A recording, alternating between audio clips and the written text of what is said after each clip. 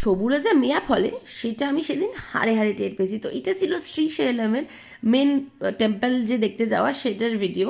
পুরোটা আমি তোমাদের সাথে শেয়ার করছি। তো মোটামুটি 6টা থেকে 6:30 মতন বাজে। আমি স্নান টান করে প্রপার রেডি হয়ে গেছি, আর দেখতে পাচ্ছ কত সুন্দর মিষ্টি একটা সাউথ ইন্ডিয়ান লুকে চলে এসেছি আমরা দুজনেই। আর এটা কিন্তু ম্যান্ডেটারি। তো সবাইকে বলে রাখি, আমরা স্পর্শ দর্শনের জন্য টিকিট বুক করেছিলাম আগে থেকে। তো স্পর্শ দর্শন করার জন্য ট্র্যাডিশনাল লুক মানে ছেলেদের ধুতি আর মেয়েদের শাড়ি কিন্তু ম্যান্ডেটারি, কারণ ট্র্যাডিশনাল লুক ছাড়া স্পর্শ দর্শনের ওখানে লাইন থেকে তোমাদের ভেতরে যেতেই দেবে না। আর তারপরে এই যেখানে সুন্দর একটা মানে পারফরমেন্স হচ্ছিল, একটা বাচ্চা মেয়ের এত সুন্দর ডান্স করছিল। তারপর কি আমরা চলে গেছিলাম ফোন টোন রেখে স্পর্শ দর্শন করার লাইনে, যেখানটাতে আমরা দাঁড়িয়েছিলাম। আর সত্যি বলছি, আমি জানি না সেদিন এত কেন ভিড় ছিল, আই থিঙ্ক উইকেন্ড বলে এত বেশি ভিড় ছিল। তো প্রচুর টাইম লেগেছে। আর মানে মন্দিরের ভেতরে ঢুকতে না ঢুকতেই আমরা লাইন দিয়ে একদম প্রথমে একদম বিজনেস ক্লাস ট্রিটমেন্ট পেয়ে গেছিলাম। যেমন আমরা প্রথমেই খেয়ে নিয়েছিলাম প্রসাদ, মানে যেটা আমরা পেয়েছিলাম। তারপরে আমরা ওখানে একটা বসার জায়গা করে দিয়েছিল। সত্যি কথা বলতে একটার পর একটা দেখছি লাইন বেরিয়ে যাচ্ছে, আমাদের গেটটা আর খুলছে না।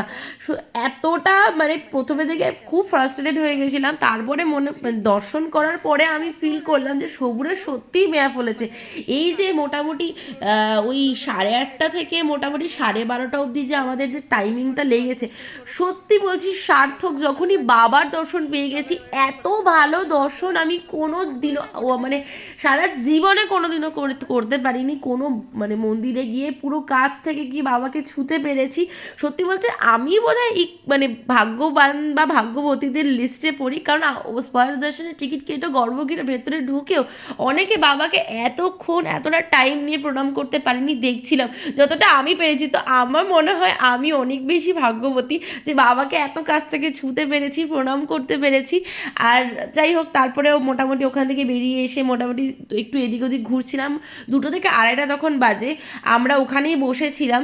তারপরে ভাবলাম একটু ছবি ভিডিও তুলে নেওয়া যাক, কারণ এসেই সাথে সাথে মন্দিরের ভেতরে দর্শনের জন্য চলে গেছিলাম, কোনো ছবি ভিডিও তোলা হয়নি। তো ভালোভাবে ছবি ভিডিও তুলে নিলাম। আশপাশটা এত ভালো লাগছিল, সবাই ঘুমোচ্ছিল, কিছু মানুষ বেরোচ্ছিল, মন্দির বন্ধ হয়ে গেছিলো অলরেডি। তো যাই হোক, তারপরে আমরা ওই একটা মাত্র দোকান খোলা ছিল।